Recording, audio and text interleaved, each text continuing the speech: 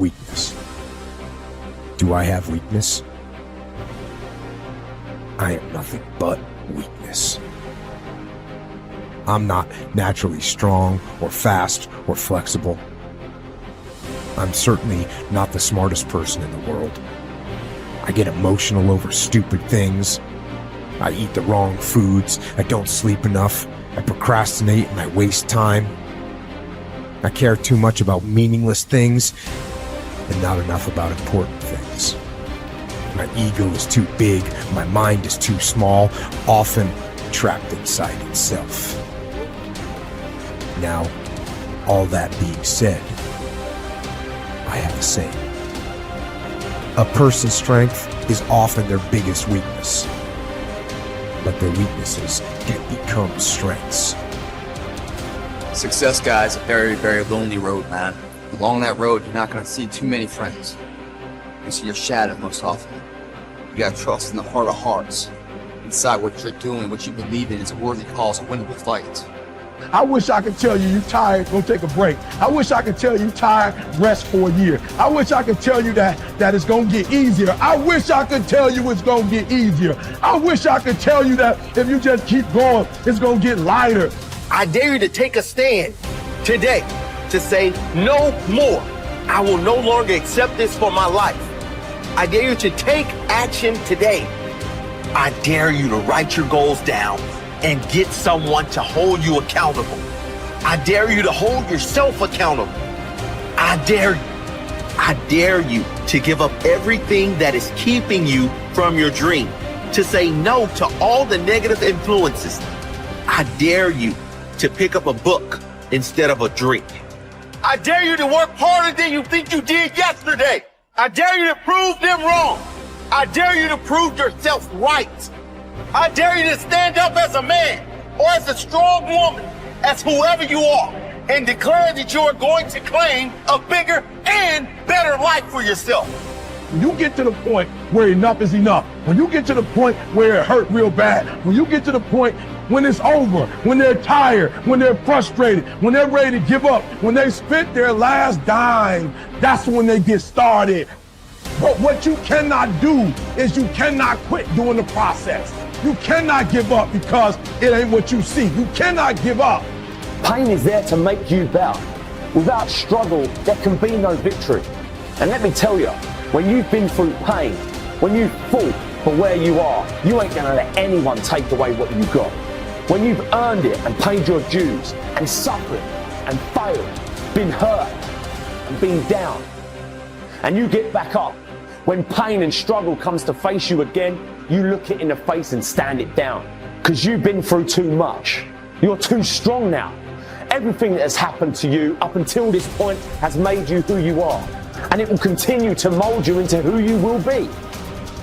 How do you overcome the suffering of life? Is be a better person. That's how you do it. Well, that's hard. It takes responsibility. And I think, if you said to someone, you want to have a meaningful life? Everything you do matters. That's the definition of a meaningful life. But everything you do matters. You're going to have to carry that with you. Or do you want to just forget about the whole meaning thing and then you don't have any responsibility because who the hell cares? And you can wander through life doing whatever you want, gratifying impulsive desires for how useful that's going to be. And you're stuck in meaninglessness, but you don't have any responsibility. Which one do you want? Well, ask yourself, which one are you pursuing? And you'll find very rapidly that it isn't the majority of your soul that's pursuing the whole meaning thing, because, well, look what you have to do that. You have to take on the fact that life is suffering. You have to put yourself together in the face of that. It starts with yourself, man. You gotta start diving into those things that you're afraid of. You don't gain confidence by going to the spot that makes you feel good. This could be a false reality. And the second life gives you that challenge, all you want to do is go back to what made you confidence, or what gave you confidence, is that happy spot. What gives you confidence, what gave me confidence, was spending years at a kitchen table trying to learn how to read and write on my own. Realizing I can't learn the way you learn. I can't, but I can learn. What gives you confidence is not being afraid. It's overcoming the fear. I used to stutter severely bad. So right now, I don't know how many people are going to watch this. You know what gives me confidence? Is knowing I no longer care if I sit here and start stuttering again. That's what gives me confidence, is facing these things, overcoming them. And maybe not overcoming them every day, but facing them. And facing them, facing them. Pretty soon like this, oh man, this is where it's at. It's not in that comfort zone. It's in the discomfort zone is where my confidence is getting built. That's where it's getting built. The people want they want an easier answer. There has to be an easier way. It's not. I'm sorry. I searched for it my entire life. I did. I lied. I did everything. And I still felt empty. I walk around with a backpack with all my stuff with no car. And I walk around happiest person in the world. Have nothing. Happy as hell. It's because I found out the whole key to life. It's not in all that.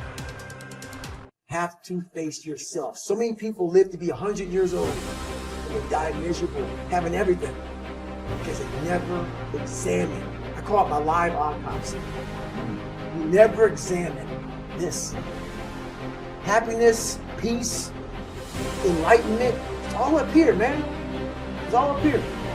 And when I start talking like this, people are, man, I don't know. It's the truth, man.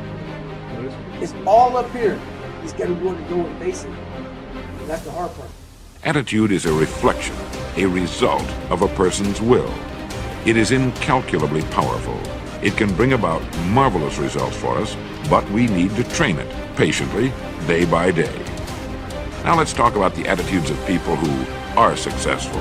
The top 5% of the people who go sailing through life from one success to another and who, even when they fail at something, shrug it off and head right out again.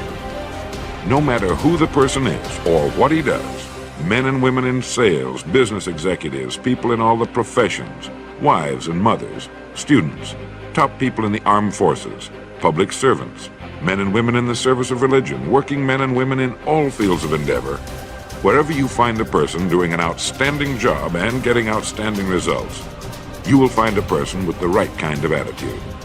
These people take the attitude toward themselves that they can accomplish what they set out to accomplish, that there's no good reason on earth why they can't be competent, successful. They have a healthy attitude toward themselves and, as a result, toward life and the things they want to accomplish.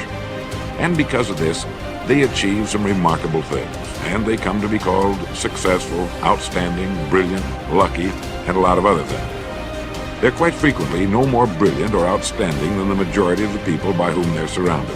But they did develop the right attitude, and they found their accomplishments not too difficult, and many times surprisingly easy, simply because it seems that so few are really trying, really believe in themselves. Successful people come in all shapes and sizes and in widely varying degrees of intelligence, background, and so on. But they all have one thing in common. They expect more good out of life than bad. They expect to succeed more than they fail. If you want something worthwhile, take the attitude that there are a lot more reasons why you can have it than there are that you cannot, and set out to earn it. Go after it, work at it, ask for it, and 9 times out of 10, you'll get it. Our environment is really a mirror of our mental attitude. If we don't like our environment, we have to change our attitude first.